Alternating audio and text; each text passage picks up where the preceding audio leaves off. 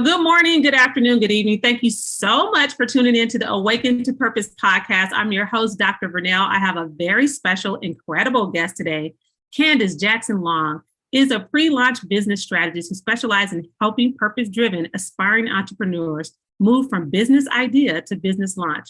Through her S.I.G.H.T framework, Candice worked with entrepreneurs to take their seedling of an idea and transform it into a full-scale business endeavor with strong awareness and increased sales. Welcome, welcome, welcome, Candice. Thank you.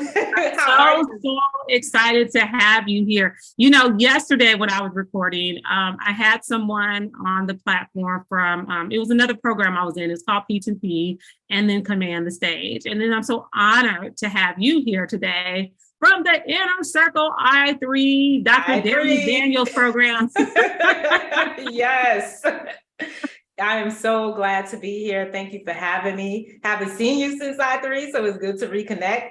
Listen, each other in these social media streets, you know, yes. But we haven't had a chance to connect the way that we are today. So I am honored by your presence today and the fact that you accepted this invite. So thank you for joining us today. So really what I love to do is to just turn the mic over so you can go ahead and jump into your story and we can have a conversation about it. Awesome. So let me start with 2013, because I feel like that is where my sort of journey truly begins into this next phase that propelled me to where I am now. In 2013, I was laid off from my job.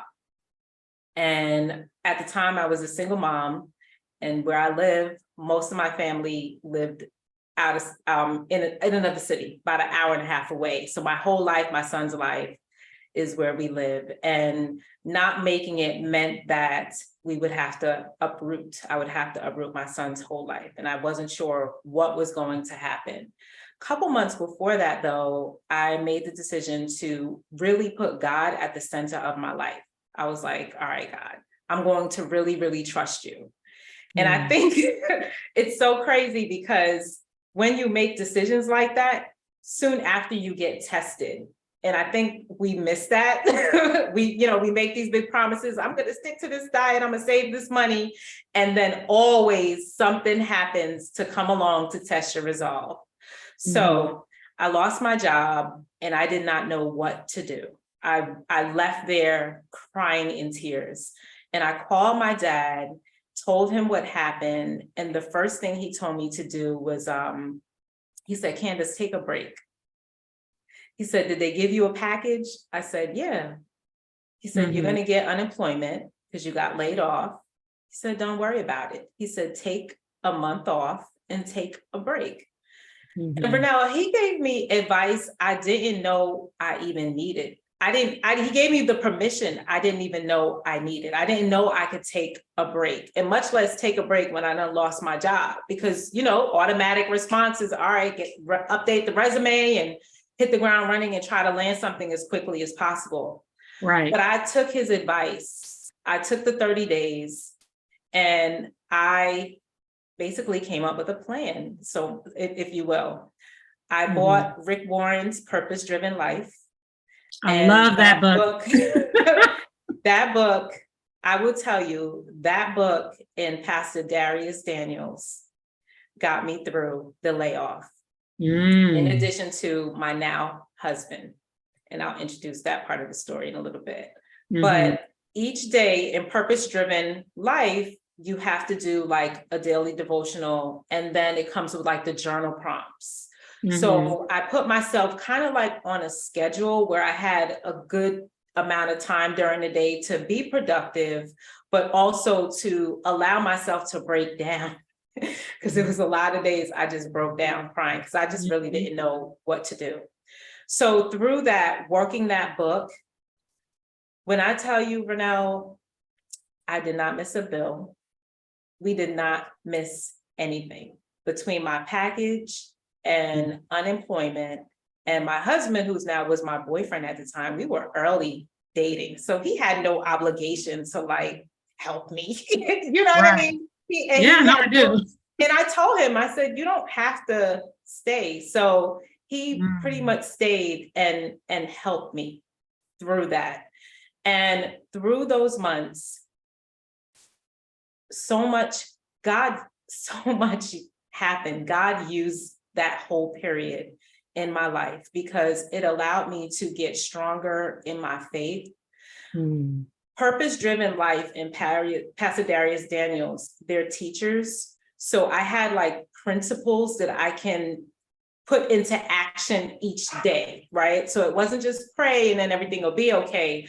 I knew I had tools and strategies to kind of help me deal with when I was breaking down crying in the shower, when I was just like, I lost my whole sense of purpose because my identity was tied to, I thought I had a really good job. I felt I was thriving in that area, and to have that taken away from me. And then I also felt like a failure to my son. I'm like, I'm the primary breadwinner in his life. What is going to happen?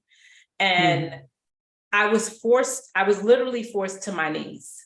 And I remember the first day, that day when I hung up the phone, left that job, went home, the first thing I did was just get on my knees and just cry. I just cried the whole time. And I was like, Lord, just have your way. I don't know what you're going to do with this. I don't even know what's going to happen tomorrow, but I just give it to you, because that's all I can do was surrender in that moment. And that's just what I did. So working through purpose-driven life, working through the sermon series for Pastor Darius Daniels, who he just has this cunning way of every sermon series is hitting right to what you're dealing with in that season. And working the principles, I had to lean on my boyfriend at the time. I had to lean on God, and I had to lean on faith. I had to lean on my family. One thing about me, Vernella, is I am fiercely independent. I am fiercely independent. I don't like asking for help. I don't like leaning on people. I don't like being vulnerable. I had to become vulnerable. I had no choice. I had to lean in, and then that's what I did. And little by little, it became easier. It gave me space to think about, what do you really want in this next phase? I did not want another job. I wanted another rung in my career. I wanted to continue to move up. I didn't want to just continue, I didn't want to go into a situation where I was going to be unhappy. Of course, I wanted things like making more money and stuff, but I've always had this sort of innate like fire in me, burning in me, like that I was purpose for greater, but I never knew what it was for. I never knew what I was supposed to be doing. I was never one of those people who had a clear idea on, this is what I want to do for the rest of my life. I never had that. I've always had to kind of like make sense of things, and things that I enjoyed, and things of where my strengths were, and then examples that I've seen, the kind of life that I wanted to live, but I didn't have clear definition for what I wanted my life to look like and what I wanted it to be. So for me, I just kind of always pushed me even through the ambiguity, just do it anyway. Okay, let me go back to school and get this degree. This is, I'm interested in this in marketing. So let me do that. I find interest there. I'm pretty good at it, and I can continue to ascend in that area. But when it came to purpose, I always had a desire to figure out what my purpose was. I just didn't have language or even true examples of what it could look like for me. And during that period of me being laid off, I had time and space to figure it out, and I would have missed it. I would have missed it in that sort of that waiting period. And one thing that I have learned is it's what you do in the waiting period that matters, how you're going to come out of it. If you don't use that time in waiting properly and mismanage it, you will miss your blessing on the other side. So sitting in that waiting period, working through purpose-driven life, staying in prayer, God kind of led me to go back to school, get your MBA. And I was like, well, God, I'm not trying to pay for no MBA. Okay, it's expensive. We're not trying to do that. So followed the prompting, continued on, found a couple of programs, and then something told me to share my story. Again, I'm a very private person. I'm not one to talk about what's going on with me, much less on social media. So what prompted me to share my story on social media? I did. And through that, a friend of mine who had a similar experience reached out to me and said, hey, when you're on unemployment, they will pay for you to go back to school. I had no idea.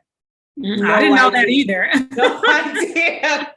So I'm like, really? So I go down to unemployment, meet with the counselor, and I just prayed through the whole thing. I was like, Lord, please send me somebody good, blah, blah, blah. Prayed through the whole thing. I get linked with the counselor and he walks me through the protocols. He's like, yeah, we will pay for you to go back to school. Nice. Within 5 weeks, put in applications, did the essay, got accepted. It got accepted through unemployment. Come January, I am starting my MBA program. So I lost my job in August. By January, I'm in an MBA program, still applying for jobs and things of that nature. By May,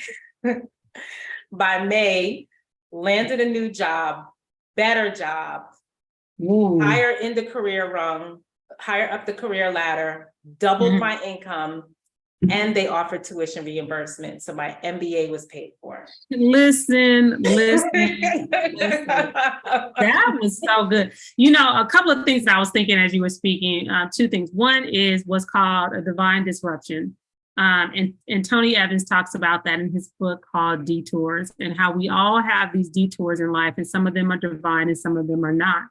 And so it sounds like that disruption that you had in your life was definitely a divine disruption. Yes. And the other thing that I was kind of like thinking about is people, when you have a disruption like what you had, which is to be let go from your job. And first of all, that resonated with me because that happened to me. Hello, Jesus. Hello, Jesus. And it wasn't just okay, you're getting laid off. Mine was, your services are no longer needed. And so I didn't understand that they meant pack your stuff and get out today. Oh, mine was the same thing. Can I just share with you the reason that they gave me? They said that they needed someone who had more passion for the industry. Yeah. Wait a minute. It's so crazy because let me tell you when it happened to me. I didn't know that they meant leave now, because I was thinking I'm gonna finish the rest of the day. Let me finish the rest of the day and I'll pack my stuff. Wow. Figure out why was the HR director in there the whole time, like trying to help me to pack my stuff? Like, get out. Let me help you. All the details about, right? A non-disclosure type of agreement with the company. Then you just in order for you to get the severance and stuff like that. And I was like, wait, I'm being fired. They're like, get out. And and when it happened to me, and, it takes a toll on your self-esteem. And you're like, it'll trigger something in you like, yes. Oh my God, I wasn't good enough. Yes. And then I was afraid anytime I went into the next job that there was always a chance that they could say your services are no longer needed. Because, the type of position that we tend to have are at-will employees. They're not protected positions. And so I remember I had a job after that. Do you know I did not put up a picture or anything personal because I was so afraid, oh my God, what if they say the same thing? And it starts to impact you psychologically. And, you start playing these things out in your life. And I think when that happened to me, I still didn't know Jesus that way. And so I didn't even run to God. I was over there. Girl, I was so... it breaks you. It breaks you. I broke out in hives. The whole left side of my face was swollen with redness and itchy. Wow. My legs, my arms, I had to go to the ER. I drove myself to the ER. Oh my God. They told me that next time I shouldn't do that because I could have gone into anaphylactic shock. I didn't know. I just was like, my face is swollen and I got hives all over my body. But see, stress will trigger those things in you. And so Yes, just it hearing you, will. and I was like, child, you talking about she was Girl, on you crying. I was crying, girl. sleep crying when I was awake. Yeah, crying. I would drop my son off to school and just be in the house Mhm. bawling, Me too. bawling, crying, sitting on in the shower, sitting on the floor, bawling, Me crying, too. crying. Because you're right, like a lot of it was just my value was just crushed. My whole Mhm. sense of worth was just crushed. And it felt like they took that away from me. And the thing that bothered me the most was the reason wasn't anything related to skills. Mhm. I took it as a personal attack on character, Yes, on that's my how I felt. character. And you know, Mhm. I'm not even gonna lie, I called my cousin who's an attorney, like, this is civil laws, like a civil rights. Wrongful termination. You know what I mean? Like, there's got to be some type of wrongful termination, something illegal, and this is discrimination in something. Mhm. Because the reason was just trash. It was just trash. And Mine too. yeah. And for me, I'm like, you could, but if the work ain't good, say it ain't good. But one thing you're not gonna do is talk about my Listen, character. you know Okay. what, Candice, first of all, you touching on some stuff right now because I'm like, I might have to go to therapy. But you know what is, I talked about that in my book. I didn't talk about being fired before. But Yeah. when my ex-husband said he didn't want to be in a relationship in our marriage, it was like I was fired all over again. It was like your 15 years of service like went down the drain. They're no longer needed. We No found longer somebody needed. else, a more suitable candidate to take your place. and you don't get an explanation. You don't get a reason when you are let go, when you're terminated. They're not going to say. I mean, they'll use language like, it's no longer a good fit, Yeah. or we're looking for somebody who's going to fit, right? And that's what it felt like when Yes. my ex-husband left. It was like, you're no longer a good fit, and so I felt like I relived that situation of being fired again. So I'm like, listen to you, and I was thinking, I'm about to put this chair because I know what that feels like. That brokenness, that just mess, because you do feel attacked. You're just like, Yes. it gives you this sense of what else could I have done in order to keep this job? Is it this? Is it? And then you're looking for them really to validate something that God has already validated in you. Oh, yes. So yeah, Yes. I feel you are like hitting all the buttons. Because, and it goes back to tying our self-worth to what we do. And how intertwined that is. You know what I mean? So it wasn't until during that experience, also through the broken pieces, right? How we always talk about a lot, all the time, how God kind of uses those broken pieces. And I think I needed to have that experience to help me break that apart within me, to separate me from what I do and the value that I place in me to what I do. Because then I'm also leaving myself open for other people to kind of dictate what my worth is. When I have to kind of stand firm in, okay, I am who God says I am.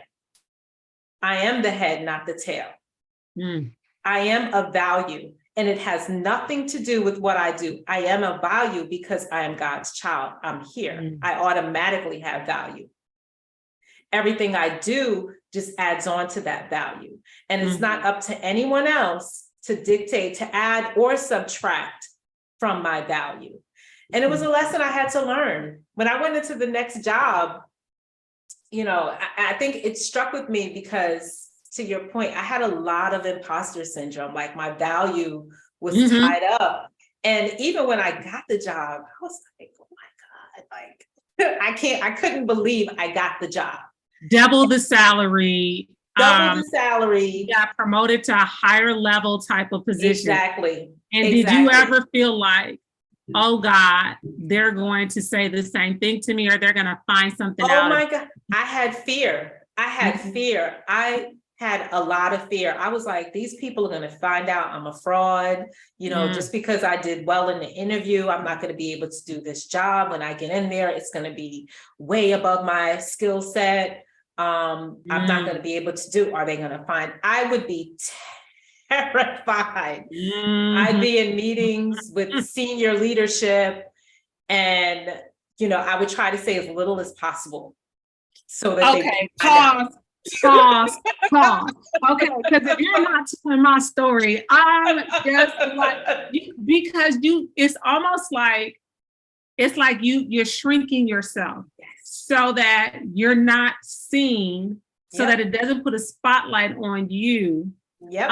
And I thought perhaps it was like a personality defect. Like I was like, is there something about my person? Do I not sound white enough?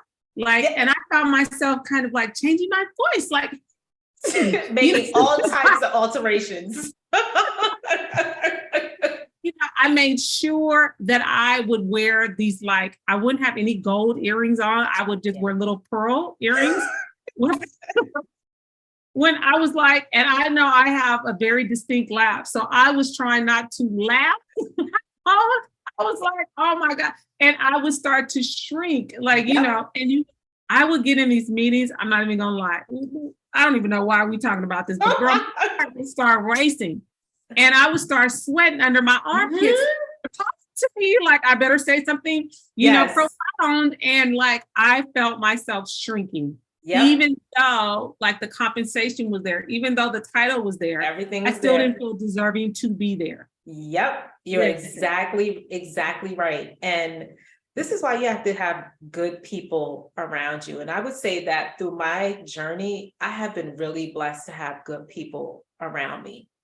So, and I remember too, it was in that meeting, it was all senior leadership. And I said as little as possible. So one-on-one with my direct team and my managers, I'm very vocal, all that stuff, communicating my thoughts. And I'd get into these meetings with senior leadership and I would just y'all go ahead and say what y'all say it for me. Go ahead, just, go ahead. And my direct boss and then our VP, we were all in my office. And they said to me, we need you to speak up. Straight up, like straight up. They don't know how hard that was. Like, oh. And, she laid it all out. She just laid it all out. She was like, you need to speak up. You have a lot to say. And it was like what she was saying was validating what the battles I was having inside, because she was speaking from the viewpoint of someone who had walked a similar journey. So she was sharing her story with me, how she would kind of shrink herself. And she was like, and what she said to me, like really set me free. She said, I absolutely loved her because she was no frills, right? She would just be like, girl, they not smarter than us. Okay, because you'll be feeling like that. You will feel like that. It doesn't matter the degrees that you hold. Doesn't matter. Right. It doesn't matter how much money you might have in the bank. There's still something in you where you feel like undeserving and unworthy. Right. And then you start to think like, they are better than you. The thems, the days. The thems and the days are. The thems and the days. And I think, I had to get a little bit older to come into myself. And to have the confidence and the courage and to say like, yeah, they don't know more than I know necessarily, right? And stop acting like people know more than you, or, treating them differently, like treat people with the respect, right? That, you would like to receive, but be okay with who you are and what you contribute in the lane that you're in. So I just love that. Oh my God, Candice. Girl, I thought we was twins like that. Girl, we had value. And it was something when she said that, it just set me free. And it made me realize, because when I really started to engage in the process, right? And I'm in these meetings, I don't know if God spoke to me. I'm going to say he spoke to me because he knows best. But anyway, I had this sort of revelation like, man, we're all in here trying to figure it out. That's really all it is. It's just people on different parts of the journey, some who are a little bit further than you, some who are behind, so are in the same lane as you. But at the end of the day, it's everyone putting their heads together, trying to figure it out to meet the greater goal. And I'm at this table because I have something of value to contribute. I'm at this table because I have a perspective that can contribute. That is why I'm here. I'm not at this table to have all the answers. I'm not. I'm here to use my skill set, my perspective, and my point of view, and contribute to the conversation to help us meet our goal. That's what it is. So how did you, okay, so I love everything that you are talking about. And I think it's going to really bless somebody else who might be struggling with imposter syndrome. How did you get from, okay, so you were laid off, you got laid off, fired, hey, whatever way you want to say it, downside, you didn't have a job. Me out. Okay. End of the day, but right now, grab your stuff. Okay. And then you went into what some might describe as depression, more situational type of depression that you were in. You were in a relationship with someone. And then sometimes what happens when you're at your lowest point, you try to push people away. Like, okay, I know you don't want to be attached to me in this season of my life. And, he stayed, and it sounds like, that blossomed. And as you were, God was revealing some things to you, and you got this amazing opportunity. And then those shackles started to come off of you mentally and emotionally. And I'm assuming you got married and stuff. Yeah. How did you get to, because I want to jump to, and I'm not trying to jump you along, but I do want to hear about, I want to hear about that relationship, but then I also, I'm trying to get it all in. I also want to, how did you get to entrepreneurship, right? Kind of like where you and I intersected, but like, I still want to hear, the good about, the promotion and kind of like the revelation that you got. And then, I want to hear about the relationship, because that's incredibly important and relevant, because the right person in purpose can help propel you forward. Absolutely. Right. So I'll do the entrepreneurship first, if that's okay. No, that's okay. Yeah, sure. I want to get it all. So I have always been a person that I've had to make my own opportunities. So most every job that I have gotten is a result of my efforts in terms of opportunities. So I'll give you an example. I was working, this is years ago, years ago, I was in a job that I was completely unhappy with. And I wanted to switch industries. I was in healthcare. And I wanted to finally pursue getting into marketing. What I now knew became marketing. But, let me just say this. We don't get a lot of the information to help inform our career trajectories. I think now it's such a privileged time that we're in, because there's so many more examples through social media. You can kind of get to see many options. But when I was coming up, we didn't have all that. You kind of have to figure it out. You know what I mean? So I created my own opportunity in terms, I had a business, a public relations firm that I started. So another, I forget how you phrased it, but a breaking disruption, that kind of divine disruption.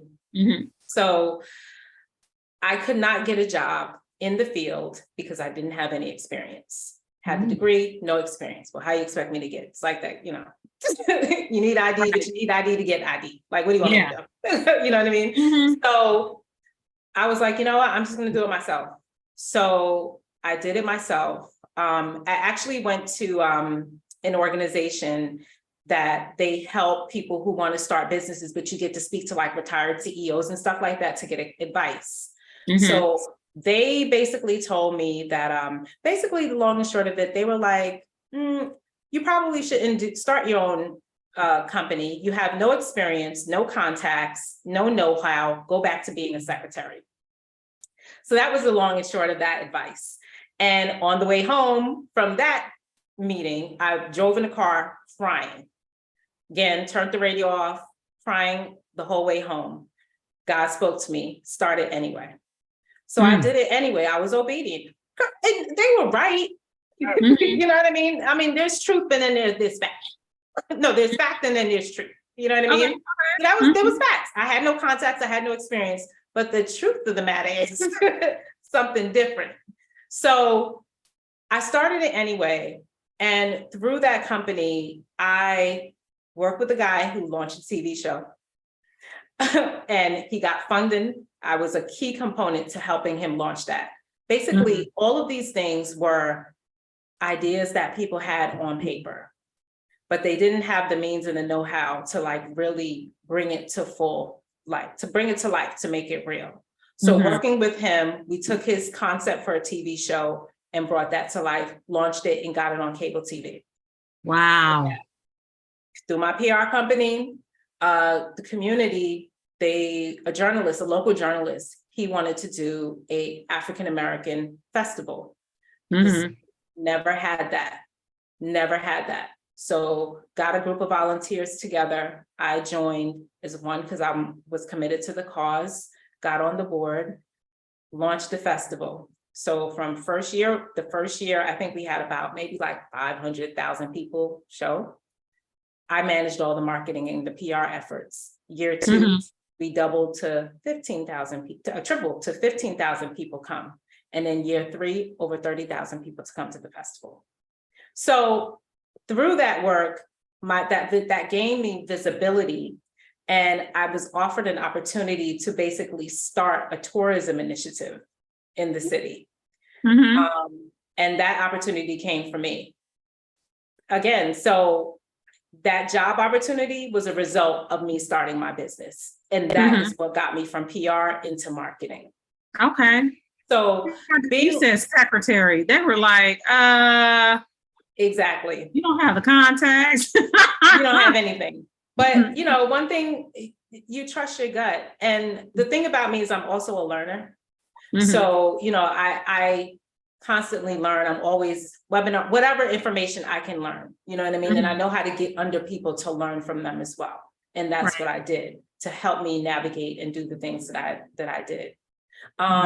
So through that, I've always kind of known I was going to go the entrepreneurial route, because that experience of being laid off, also my key takeaway was I didn't want anyone else to have power over my future like that anymore. I didn't want anyone else to have the ability to dictate if my son is going to eat or not, do a job that they're giving me. I didn't want that. And I also knew that I am destined for greater things, even if I didn't have the language or the definition for what it looked like. So for me, I'm very comfortable dealing with that, with ambiguity. I actually think it's my superpower. And I think it's how I serve people most, you know, when you're kind of like trying to figure it out, because I've done it time and time again, and I continue to do it through products, services, whatever. So for me, it's about freedom. It's about taking ownership of my power, but then it's also creating a mechanism for me to serve in a greater capacity than I can in a job-specific functional role. Through my pastor, who is a pastorpreneur and mentor, kind of seeing his journey, who always kind of ingrained in us and me that if you know something that can help someone, you have an obligation to serve them. And when you're working for a company, you're in a specific role to do a specific job for a specific thing.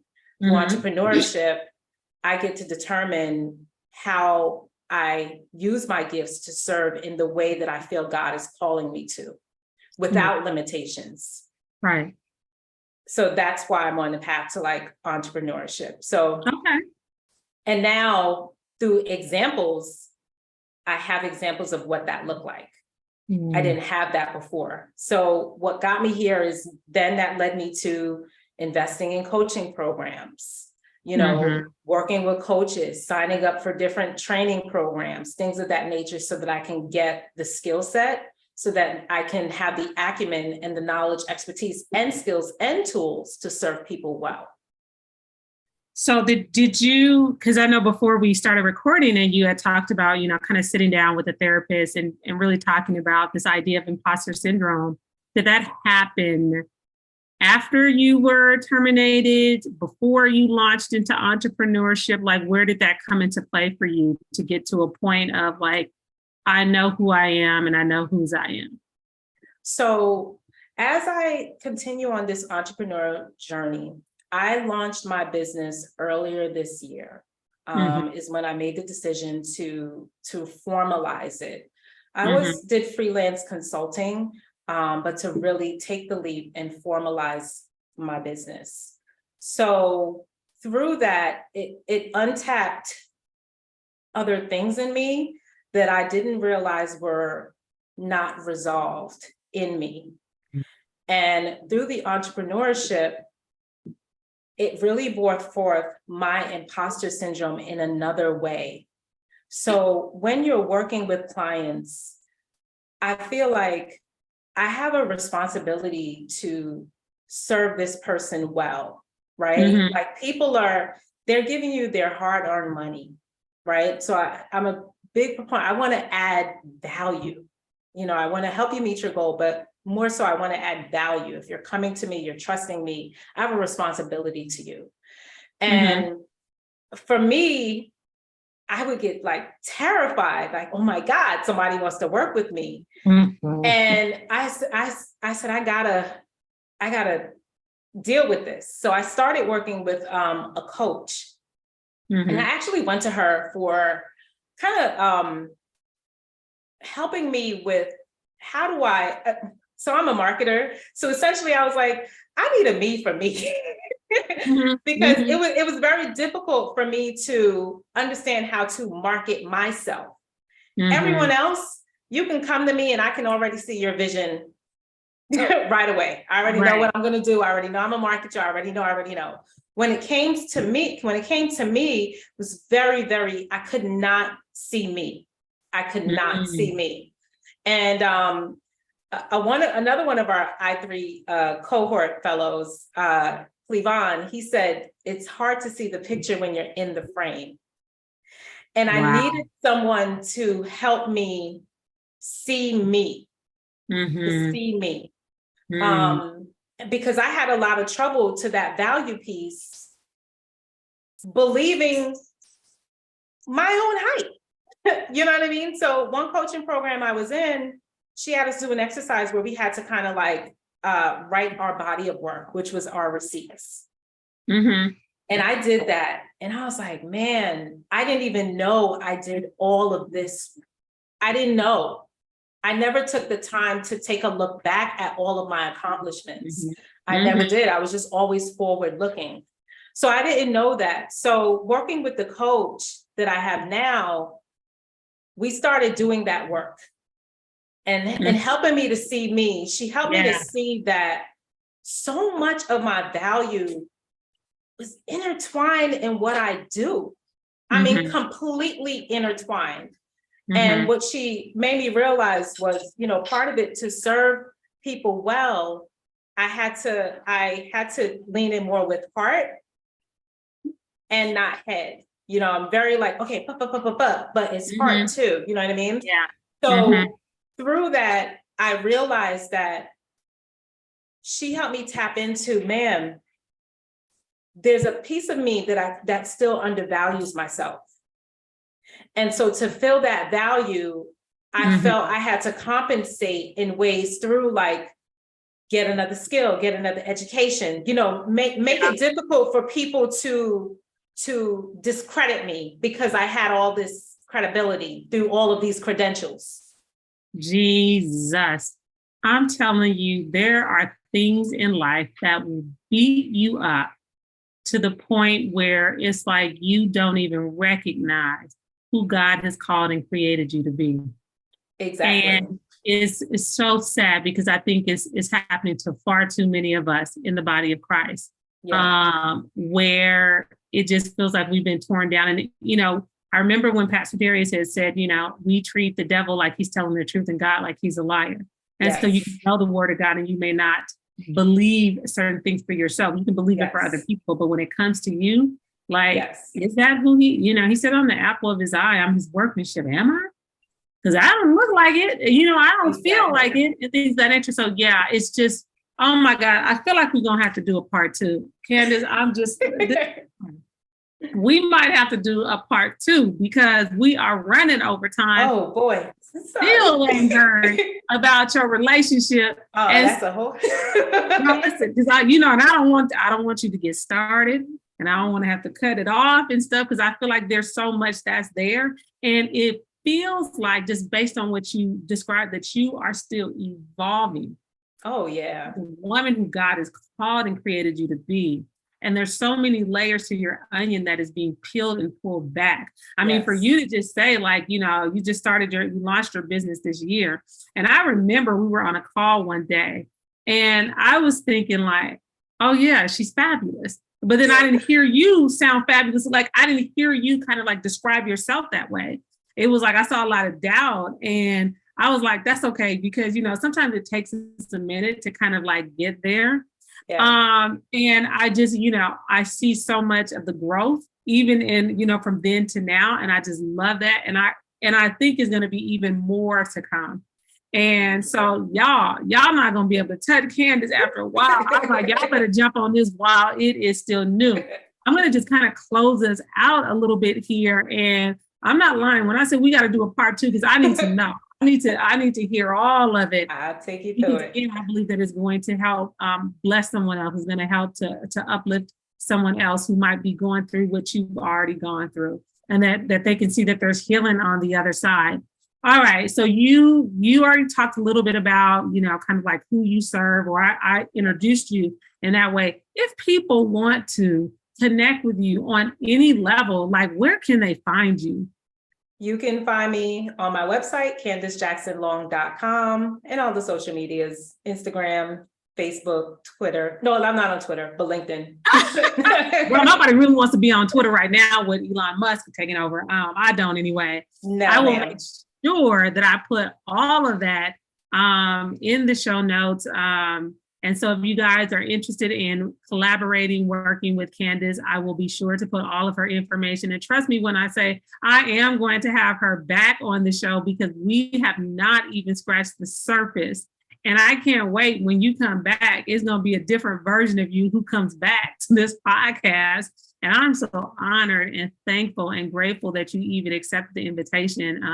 And I pray that God continues to bless you and anoint the work of your hands and your mind in Jesus' name. So thank you so much for coming. Thank you for having me. I really appreciate you. Amen.